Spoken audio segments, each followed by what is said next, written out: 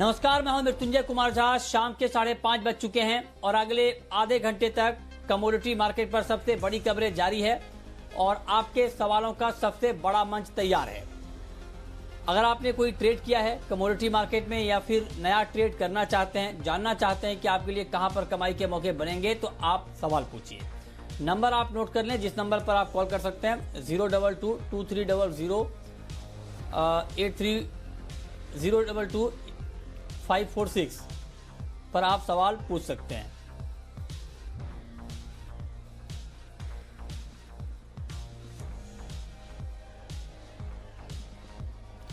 चलिए, सबसे पहले हम बात करेंगे गोल्ड की, क्योंकि गोल्ड की कीमतों में कल की जोरदार तेजी के बाद एक गिरावट आ गई है और कल मार्केट ने जो नया हाई टच किया था वहां से अब गोल्ड का भाव करीब 1,000 रुपए तक नीचे आ चुका है, 48,000 के नीचे आ गया है। तो अब सवाल यह है कि क्या ये करेक्शन अभी अगले कुछ दिनों में और बढ़ जाएगा या फिर मार्केट यहां से एक बार फिर से रिकवरी दिखाना शुरू करेगा, इसी पर हम बात करेंगे। और हमारे साथ बातचीत करने के लिए 3 खास मेहमान हैं। रविंद्र वीराव हैं कोटक सिक्योरिटीज के, हिमांशु गुप्ता हैं ग्लोब कैपिटल के और सुनंद सुब्रमण्यन हैं चॉइस ब्रोकिंग के। आप तीनों का बहुत स्वागत है। रविंद्र जी, मेरा पहला सवाल आपसे ही होगा, क्या किया जाए इस करेक्शन पर? गोल्ड में फिर से बाइंग शुरू कर दी जाए या आपको ये लग रहा है कि ये करेक्शन थोड़ा बढ़ सकता है तो यहाँ पर एक बार बेचा ही जाए? क्या किया जाए गोल्ड में? Good evening Mrityunjay. देखिए मृत्युंजय, हमें इसे 2 साइड से देखना है। एक तो आज जो एमसीएक्स में जो गिरावट आई है वो मेनली रूपी की वजह से आई है, क्योंकि रूपी में हमने एक बहुत ही अच्छा एप्रिसिएशन का मोड देखा है। ऑलमोस्ट 1% एप्रिशिएट हुआ अगेंस्ट द डॉलर। लेकिन अगर कॉमेक्स गोल्ड देखे तो कॉमेक्स गोल्ड इनफैक्ट 0.25% ऊपर है, जो कि अराउंड $1785 के आसपास ट्रेड कर रहा है।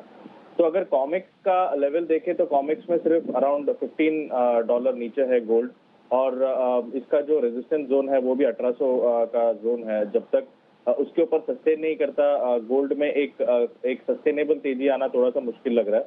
लेकिन जो सिनेरियो बन रहा है ओवरऑल, उसको देखते हुए मुझे लगता है कि ये जो रेजिस्टेंस है वो इजीली ब्रीच कर देगा गोल्ड।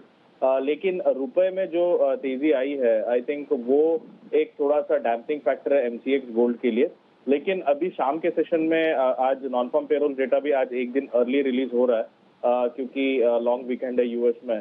तो वो एक इम्पॉर्टेंट फैक्टर होगा। अगर नॉन फार्म पेरोल का जो डेटा है एज एक्सपेक्टेड आता है या उससे और अच्छा आता है तो फिर हम इसमें एक गिरावट देख सकते हैं। लेकिन जब तक 1750 होल्ड है कॉमेक्स पर, आई थिंक गोल्ड अभी भी एक बुलिश जोन में है। और रुपए की जो मजबूती है अगेंस्ट डॉलर, वो हमें एमसीएक्स पर एक अपॉर्चुनिटी दे रहा है बाइंग करने के लिए। तो आई थिंक यहाँ से अगर डिप आता है तो मेरे हिसाब से medium to long term investors जो है उनके लिए एक अच्छा अपॉर्चुनिटी होगा, क्योंकि सब लोग वेट कर रहे हैं थोड़ा सा करेक्शन आने के लिए। तो आई थिंक थोड़ा सा करेक्शन आता है तो I think it's a good level to get in. लेकिन आज का जो नॉन फार्म पेरोल्स का डेटा है 6 बजे, आई थिंक वो एक बार देखकर उसके बाद फिर पोजीशन लेना बेटर होगा। बट ओवरऑल व्यू जो है वो अभी भी बुलिश जोन में है।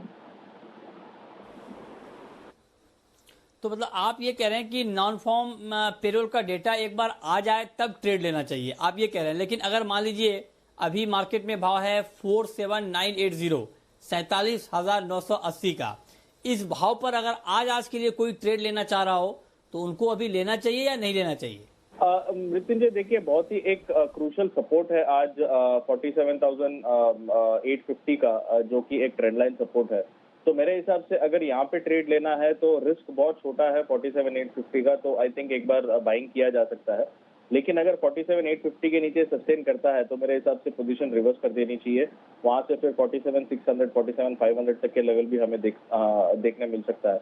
तो आई थिंक 47,850 तक मैं बाइंग में रहूंगा। 47,850 के नीचे पोजीशन रिवर्स करके उसे सेल में आ जाना चाहिए। नहीं, ठीक है। मैं अब इस पे और थोड़ी क्लियरिटी आपसे चाहता हूं। आपने कहा कि 47,850 के स्टॉप लॉस के साथ बाइंग कर सकते हैं, मतलब आप ये कह रहे हैं कि इस भाव पर बाई कर सकते हैं, राइट? दैट्स राइट, ठीक है।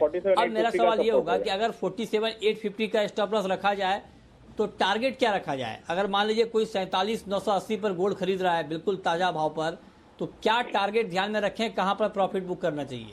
वेल मृत्युंजय, इसमें अभी जो इमीडिएट रेजिस्टेंस है वो अराउंड 48,200 का है, तो मेरे हिसाब से 48,200 के आसपास एक बार प्रॉफिट बुक कर सकते हैं। लेकिन अगर 48,200 के ऊपर प्राइसेस सस्टेन करता है तो फिर से ये 48,500 48,600 तक जा सकता है। तो आई थिंक 48,200 पे एक प्रॉफिट बुकिंग जोन है, वहां पे प्रॉफिट बुक कर सकता है। या अगर किसी को और ऊपर के लिए वेट करना है तो जो स्टॉप लॉस है उसे ट्रेल करके आप होल्ड कर सकते हैं, और अगर 48,200 के ऊपर सस्टेन कर गया तो फिर 48,500 तक का लेवल भी हम इसमें देख सकते हैं। ठीक है, तो पहला टारगेट आपका है 48,200, और अगर वहां पर कोई प्रॉफिट बुक करना चाहे तो कर ले, और अगर उसके ऊपर मार्केट जाता है तो फिर आप कह रहे हैं कि 48,500 तक भी भाव जाएगा। ये तो हो गई तेजी की कॉल। लेकिन जो दूसरी बात आपने कही कि अगर 47,850 के नीचे मार्केट आता है तो तब आप कह रहे हैं कि आप पोजीशन को रिवर्स करेंगे। तब का जो रिवर्स होगा आपका, तब के लिए कॉल क्या होगा? फिर कहां पर सेल करना चाहिए और किस टारगेट तक के लिए वेट करना चाहिए? वेल आई थिंक या 47,850 के नीचे अगर सस्टेन करता है तो फिर 48,050 का एक रेजिस्टेंस हो जाएगा, तो आई थिंक उसका स्टॉप लॉस मेंटेन कर सकते हैं। और नीचे में अगर 47,850 के नीचे सस्टेन कर गया तो मुझे लगता है कि 47,500 से 550 का लेवल वेरी मच पॉसिबल है। तो मेरा टारगेट उसके नीचे 47,550 का होगा, और इन दैट सिनेरियो जो स्टॉप लॉस है वो अराउंड 48,100 का होगा। ठीक है, तो ये बात हो गई इंट्राडे के लिए।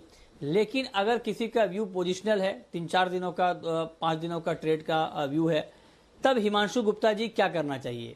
पोजिशनल ट्रेडर को आज के इस भाव पर गोल्ड में क्या करना चाहिए? गुड इवनिंग मृत्युंजय जी। देखिए, मेरा ऐसा मानना है कि गोल्ड में जो हमने कल हाई बनते हुए देखे, जो लगभग $1,800 यहाँ पर कीमतें टेस्ट हुई और उसके बाद यहाँ पर एक अच्छी प्रॉफिट बुकिंग देखने को मिली। तो मेरा ऐसा मानना है कि एक significant top intermediate time frame के हिसाब से यहाँ पर कल गोल्ड में बन चुका है, और immediate short to medium term में मुझे ऐसा लगता है कि कीमतों में थोड़ा सा दबाव देखने को मिल सकता है। तो चाहे वो इंट्राडे के लिए, चाहे वो थोड़ा सा शॉर्ट टर्म के पॉइंट ऑफ व्यू से, मुझे लगता है कि यहाँ पर खरीदारी से अभी बचना चाहिए।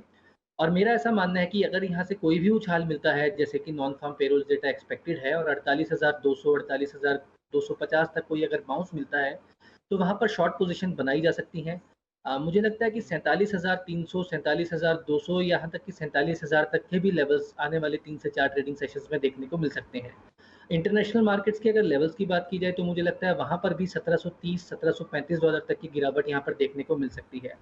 बट मृत्युंजय जी, अगर ये ट्रेडिंग का पर्सपेक्टिव यहाँ से हटा दिया जाए तो ट्रेडिंग के लिए तो बिल्कुल मैंने जैसा कहा कि मैं अभी यहाँ पर खरीदारी से थोड़ा सा बचूंगा। बट अगर हम एक लंबे अवधि के निवेशक के पॉइंट ऑफ व्यू से बात करें तो अभी भी यहाँ पर जो लॉन्ग बुल रन है वो इंटैक्ट है, और जो ये गिरावट अगर यहाँ से आने वाले कुछ दिनों या हफ्तों में देखने को मिलती है तो वो लंबी अवधि के लिए, आने वाले 4 से 6 महीने के लिए अगर कोई इन्वेस्ट करना चाहता है तो ये बिल्कुल खरीदारी का बहुत अच्छा मौका है। और जो लगातार हम लोग बात करते रहे हैं आपके चैनल्स पर भी कि $1,900 तक के टारगेट्स यहाँ पर आते हुए देखने को मिलेंगे, वो उस टारगेट्स के लिए, ये खरीदारी के लिए, ये जो डिक्लाइन है यहाँ पर खरीदने के लिए बहुत अच्छा मौका बन सकता है। ठीक है, ये आपने एक मुकम्मल राय दी है गोल्ड के ऊपर कि अभी करना क्या चाहिए। चलिए, ये तो बात हो गई प्राइस की। एक खबर आज ये भी आई है कि जून में गोल्ड का इंपोर्ट लास्ट ईयर के मुकाबले करीब करीब 86% कम हुआ है, तेज गिरावट आई है, और जून तिमाही में इंपोर्ट 96% कम हुआ है। मैं रविंद्र जी आपसे एक सवाल पूछना चाहता हूं कि ये जो इंपोर्ट में लगातार महीने दर महीने गिरावट आ रही है, जब चीजें सामान होंगी तब क्या सप्लाई के लेवल पे हम दिक्कत नहीं देखेंगे? वेल मृत्युंजय, मेरे हिसाब से इंपोर्ट का जो सिनेरियो है वो काफी टाइम से ऐसे ही चल रहा है। हम कंटिन्यू आपके शो पे इसके ऊपर चर्चा भी हो रही है। तो मेरे हिसाब से जब तक ये लॉकडाउन का सिनेरियो जो है, अभी हालांकि काफी कुछ ओपन हो चुका है, लेकिन still because of the higher prices, जो प्राइसेस इतने हाई लेवल्स पे है, हम डिमांड, जो फिजिकल डिमांड जो है वो उतना नहीं देख रहे हैं। हालांकि अभी सीजन भी नहीं है इसका, but because of the higher prices physical demand में हमें कमी देख रहे हैं। और उसी वजह से मेरे हिसाब से जब तक ये लॉकडाउन का सिनेरियो एंड प्राइसेस अगर करेक्शन आता है तो फिर इसमें हम देख सकते हैं कि इन्वेस्टमेंट डिमांड थोड़ा सा घटेगा, जो कि अभी ऑन द राइज है। ऑलमोस्ट अप्रैल 2013 के हाइस पर है ईटीएफ डिमांड।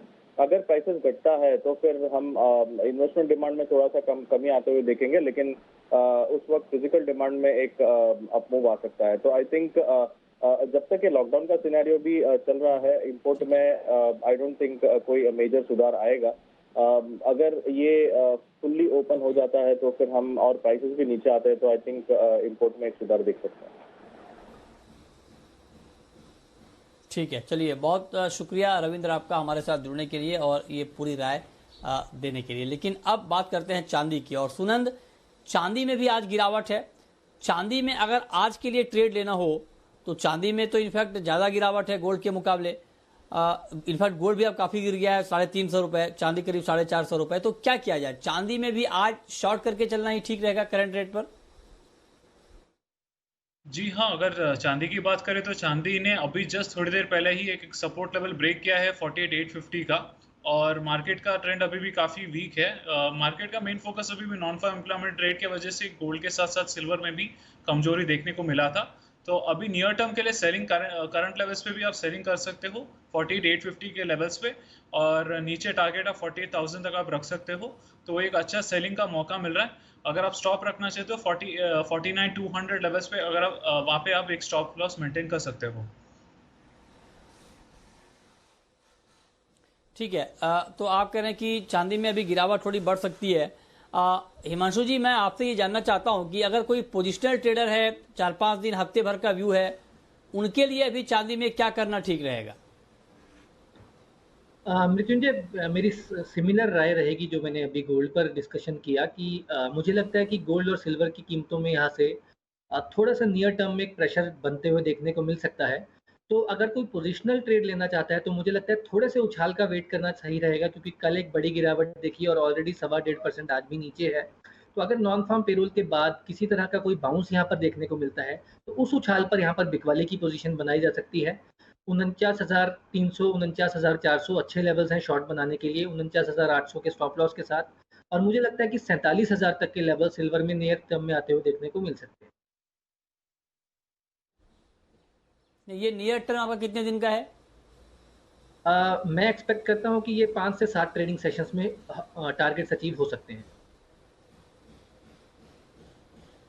ठीक है, चलिए, ये बात हो गई गोल्ड की और सिल्वर की। आगे बढ़ते हैं, आप बात करते हैं क्रूड की।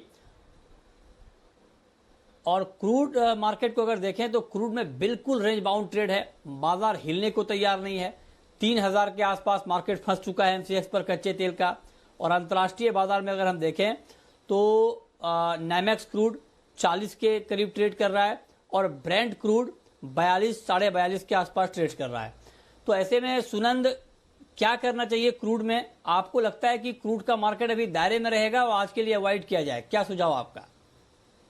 मेरा सुझाव ये है कि क्रूड में अभी भी खरीदारी का अच्छा मौका दे रहा है। जैसे क्रूड जैसे 3,000 लेवल्स पे अच्छा सपोर्ट पकड़ रहा है, तो इसका ये क्लियर इंडिकेशन है मार्केट एक स्ट्रॉन्ग अपसाइड मूवमेंट की तरफ जा सकता है। और कल जैसे रिपोर्ट आया था यूएस इन्वेंट्री का, तो यूएस इन्वेंट्री को घटने को मिला था, और उसके पहले वाले दिन में अमेरिकन स्टॉक प्राइस में भी काफ़ी गिरावट देखने को मिली थी, जिसके वजह से क्रूड में काफ़ी एक और फैक्टर है जो सपोर्ट कर सकता है। अब एक और खबर आई थी कि जून महीने में जो ओपेक मेंबर कंट्रीज है जैसे सऊदी अरेबिया, इनका उन्होंने प्रोडक्शन काफ़ी कम हुआ था, जिसके वजह से एक और फैक्टर है कि वो सप्लाई कट्स को भी काफ़ी सपोर्ट कर रहे हैं और वो प्रोडक्शन को भी घटाने की कोशिश कर रहे हैं। बीच में जो इराक और नाइजीरिया का भी जो सप्लाई कट्स का वो कंप्लीशन नहीं हुआ, तो वो भी लॉसेस को भी वो कॉम्पनसेट भी कर पाए। तो ये एक क्लियर फैक्टर है कि क्रूड का प्राइसेस एक अच्छा पॉजिटिव रैली देखने को मिलेगा। तो मुझे नियर टर्म बेसिस के लिए आने वाले 2-3 दिन या फिर अगले हफ्ते तक मुझे 3,200 तक हमें तेजी देखने को मौका मिल सकता है। और खरीदारी तो 3,000 भी अच्छा खरीदारी का लेवल्स बनते हुए दिखाई दे रहा है। और थोड़ा 7 to 10 डेज पे अगर आप रखोगे तो 3,200 तक आप टारगेट रख सकते हो, स्टॉप लॉस 2,900 पे। और WTI प्राइसेस की बात करें तो WTI तो 42 to 43 लेवल्स फिर से हमें जाते हुए देखने को मिलेगा, वो भी एक पॉजिटिव फैक्टर है। और ब्रेंट क्रूड ऑयल प्राइसेस जा सकता है $45 के लेवल्स पे हमें देखने को मिल सकता है। ठीक है, ओके। और अब शुरू करते हैं सवाल जवाब। पहला सवाल है यासिम का, राजस्थान से हैं हमारे साथ। पूछिए यासिम। मैं पूछ रहा हूँ सर कि बारले बहुत डाउन हो गया है। जैसे अभी हमारा फसल आया था तो 1,800 का भाव था, अभी यहाँ 1,200 पे ही चल रहा है। हेलो, क्या क्या किस पर सवाल है आपका? जो पे जो, हाँ बार्ले, मैं बोल रहा हूँ अभी अच्छा, बहुत जौ डाउन हो जौ के गया ऊपर हमारे आपका शेयर। सवाल है। ओके सुनंद, हाँ हाँ हाँ ठीक बात है, प्राइस कम हुए हैं। सुनंद ट्रैक करते हैं क्या आप बार्ले, क्या आउटलुक है? बात अगर बार्ले करें तो बार्ले थोड़ा सा ट्रेंड अभी काफी कमजोरी पर है। हालांकि थोड़ा सा खरीदारी हो रही है डोमेस्टिक मार्केट्स में, बट उतना सपोर्ट नहीं मिल पा रहा है क्योंकि लॉकडाउन एक्सटेंशन की वजह से में भी कहीं कहीं पे भी दिक्कत आ रही है। तो अभी फिलहाल तो डिमांड मार्केट में नहीं होने की वजह से ही गिरावट देखने को और मिलेगा। तो 14,000 के लेवल्स तो अगर ब्रेक हो गए तो 1350 के लेवल्स भी हमें देखने को मिल सकता है। अगर आपका सेलिंग पोजीशन ऑलरेडी है तो फिर अच्छा ही है, तो आप नीचे की तरफ एक्सपेक्ट कर सकते हो 14,000, और उसके नीचे 1350 तक आप नीचे एक्सपेक्ट कर सकते हो। ठीक है, रमेश है अगला सवाल, रमेश का है राजस्थान से। पूछिए रमेश जी। ग्वारगम किस लेवल पे बाइंग करें और क्या स्टॉप लॉस लगाएं? ग्वारगम किस लेवल पे बाइंग करें और कहां पर स्टॉप लॉस लगाएं, बताइए सुनंद। ग्वारगम अभी फिलहाल तो डाउन साइड ही दिख रहा है मुझे। और पहले जो 5,400 का एक सपोर्ट लेवल्स था वो ब्रेक हो चुका है। हालांकि क्रूड प्राइसेस में हमें तेजी का एक्सपेक्ट कर रहे हैं, बट ग्वारगम इससे सपोर्ट नहीं हो रहा है क्योंकि एक्सपोर्ट डिमांड भी थोड़ा सा दिक्कत आ रही है, जिसकी वजह से मार्केट में थोड़ा सा और प्रेशर देखने को मिलेगा। अभी नियर टर्म बेसिस के लिए 5,200 लेवल्स पे अगर सपोर्ट देखने को मिला तो वहां से एक बाउंस बैक मिला, तो वो एक अच्छा खरीदारी का लेवल्स है। तो जैसे वो एक्सपर्ट पूछ रहे हैं तो 5,200 लेवल्स पे खरीदारी का मौका हम देख सकते हैं, फिर वहां पे खरीदारी कर लीजिए। और ऊपर 5,500 5,600 पे आप टारगेट रख सकते हो।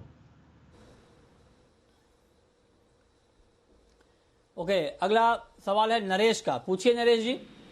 सर मैंने 48,310 पे मैंने गोल्ड सेल कर रखा है, अभी मुझे क्या करना है? प्रॉफिट बुक करके चुपचाप बैठ जाना है या और कुछ? आप बताइए मुझे क्या करूं? ये बड़ा अच्छा ट्रेड आपने लिया है, लेकिन वो दीवानी वाला 48,310 पर आपने सेल किया है, अभी मार्केट आ गया है 47,920, तो अच्छा खासा प्रॉफिट में हैं आप। हिमांशु, क्या सुझाव होगा आपका इनके लिए? प्रॉफिट बुक कर लें या कुछ और गिरावट का वेट करें, बने रहें, क्या सुझाव? मृत्युंजय जी देखिए, टेक्निकल सेटअप को देखते हुए तो ऐसा लगता है कि यहाँ पर गोल्ड में और गिरावट देखने को मिल सकती है। तो मेरा सुझाव ये रहेगा कि जो अपना जो इनका सेलिंग का भाव है उसके आसपास ही अपना एक स्टॉप लॉस ट्रेल कर लें। लगभग 48,300 250-300 के आसपास यहाँ पर एक अच्छा रेजिस्टेंस बनता है, तो 48,300 पर अपना एक स्टॉप लॉस ट्रेल कर सकते हैं। मुझे ऐसा लगता है, जैसे मैंने अभी थोड़ी देर पहले भी बताया, कि यहाँ से गोल्ड की कीमतों में एक अच्छी गिरावट आने वाले दिनों में देखने को मिल सकती है। तो 47,300 47,200 के आसपास अगर कुछ दिनों में यहाँ पर कीमतों में गिरावट आती है तो वहाँ पर अपना प्रॉफिट बुक कर सकते हैं।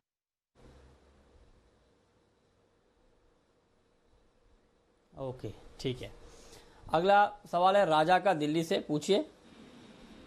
सर 3 लॉट मिनी बाई है मेरा 50,000 के भाव पे। सिल्वर? Sir mini. ओके ठीक है, ठीक है, तो बताइए सुनंद जी क्या किया जाए? सिल्वर मिनी की बात करें तो थोड़ा सा अभी वेट करना बेटर रहेगा। एक स्टॉप लॉस मेंटेन करके चलिए, तो नीचे अगर ऑलरेडी काफी गिरावट देखने को मिला है तो एक स्टॉप लॉस मेंटेन कर लीजिए 48,500 के लेवल्स पे, फिर वो बेटर रहेगा। 50,000 काफी ऊंचा लेवल है, आपको शायद थोड़ा लंबा बैठना पड़ेगा। अगर आप लॉन्ग टर्म बेसिस पे वेट करना चाहते हो तो बाउंस बैक भी एक्सपेक्ट कर सकते हैं, बट नियर टर्म के लिए अगर आप एक्सपेक्ट करें तो 48,500 तक आप स्टॉप लॉस मेंटेन कर लीजिए। ठीक है, सुरेंद्र हैं अगला सवाल, सुरेंद्र का है बीकानेर से। पूछिए सर। सर कॉपर में करंट रेट पे क्या करना चाहिए? सेल करना चाहिए या बाय करना चाहिए? कॉपर में करंट रेट पर क्या करना चाहिए, बताइए हिमांशु जी, क्या करना चाहिए कॉपर में करंट रेट पर, बाय या सेल? मृत्युंजय जी देखिए, ट्रेंड वाइज तो मुझे लगता है कि ये जो गिरावट आई है इस पर खरीदारी करके चलना चाहिए। 463 रुपए के आसपास लगभग करंट भाव से 1 रुपया नीचे 462 रुपए का एक स्टॉप लॉस लगा के रखना चाहिए। लेकिन 468 470 रुपए पर एक बहुत क्रूशियल रेजिस्टेंस सप्लाई का जोन है, और पिछले साल में कई बार हमने देखा कि कॉपर की कीमतें वहां से पलटी। तो मुझे ऐसा लगता है कि यहाँ पर इमीडिएटली शायद कॉपर इन लेवल्स को पार ना करे और कुछ दिनों के लिए यहाँ पर एक साइडवेज कंसोलिडेशन का ट्रेड देखने को मिले। तो मुझे लगता है कि यहाँ पर खरीद के अगर इनको 467 468 रुपए तक की एक रैली मिलती है तो वहां पर प्रॉफिट बुक कर सकते हैं।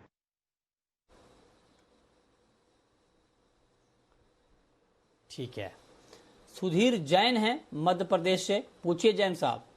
सर ये 2972 में सेल कर रखा है हमने क्रूड ऑयल, तो हमें क्या करना चाहिए, इसको होल्ड कर रखे या फिर? 2900 में सेल किया आपने? जी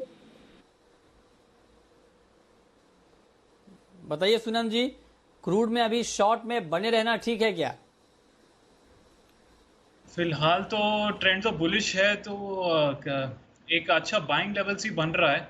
तो नीचे अगर थोड़ा सा नीचे करेक्शन हमें देखने को मिला आज के दिन, अगर 2950 2940 के लेवल्स तक वहां पे एग्जिट करा लीजिए, एक फ्रेश बाइंग पोजीशन पे आ जाइए और फिर आप ऊपर एक टारगेट 3100 3200 तक आप टारगेट रख सकते हो।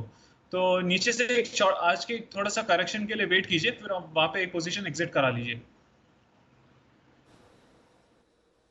ठीक है, अगला सवाल अमित अग्रवाल का है, पूछिए अग्रवाल साहब। हाँ सर, मेरे को गोल्ड में के लिए पूछना था। हाँ मुत्तन जी। जी पूछिए। हाँ नमस्कार जी। हेलो। नमस्कार नमस्कार, पूछिए। हाँ सर, मेरे को गोल्ड बाय करना था, वो अभी क्या करना चाहिए? और सर मुत्तन जी, ये मुझे आपकी एक तो हेल्प कीजिए सर। गोल्ड बाय करना था, अभी क्या करना चाहिए? हेलो। ठीक है, हाँ, इनफैक्ट गोल्ड के ऊपर हमने काफी बात की भी है। बताइए हिमांशु जी, गोल्ड इनको खरीदना है, कहाँ पर खरीदना चाहिए? मचिंदे जी, जैसा मैंने अभी थोड़ी देर पहले भी डिस्कस किया कि मुझे लगता है कि 47,000 तक जैसे कुछ लेवल्स आते हुए यहाँ पर नियर टर्म में देखने को मिल सकते हैं। तो वहां पर अगर खरीदने का ही विचार बनाया है तो वहां के उन लेवल्स का वेट कीजिए। 47,000 47,200 के आसपास खरीदारी की शुरुआत की जा सकती है। ठीक है, राहुल हैं मुंबई से, पूछिए राहुल जी। 200 पे बाय करके रखा है गोल्ड, 2 लॉट। आप लोग बोलते थे कि डिप पे बाय के, हमने बाय किया, अभी नीचे चला गया, अभी 800। हाँ जी, 48,200 पे बाय किया हुआ, 48,200 पे। ओके ओके, ठीक है। हाँ ठीक है, तो 48,200 पर आपकी बाइंग है गोल्ड में। तो इनके लिए क्या सुझाव होगा आपका हिमांशु जी? अभी बाइंग में बने रहना ठीक है क्या?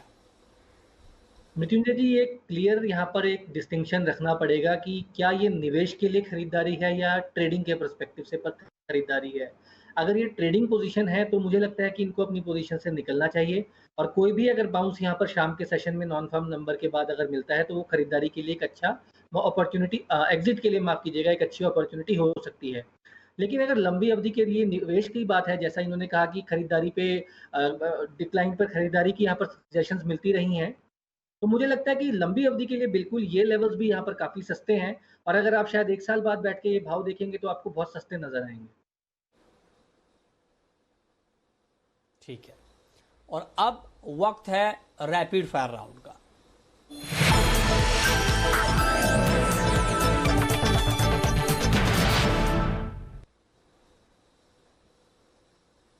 हिमांशु जी, आपकी पहली रैपिड फायर कॉल। गोल्ड में यहाँ पर बिकवाली की सलाह रहेगी 48,200 250 के रेंज में। 47,800 47,500 तक के 2 टारगेट्स यहाँ पर देखने को मिल सकते हैं। 48,400 का एक स्टॉप लॉस लगाया जा सकता है। आपकी कॉल सुनंद जी। मेरा कॉल कैस्टर सीड पे है। कैस्टर सीड में खरीदारी का मौका देखने को मिल रहा है। 3,900 के लेवल्स पे आप खरीदारी कर सकते हो। अगर आप स्टॉप लॉस रखना चाहते हो 3,830 के लेवल्स पे आप रख लीजिए, और अगर आप टारगेट रखना चाहते हो 4,030 के लेवल्स पे आप टारगेट रख सकते हो। आपकी आखिरी कॉल हिमांशु जी।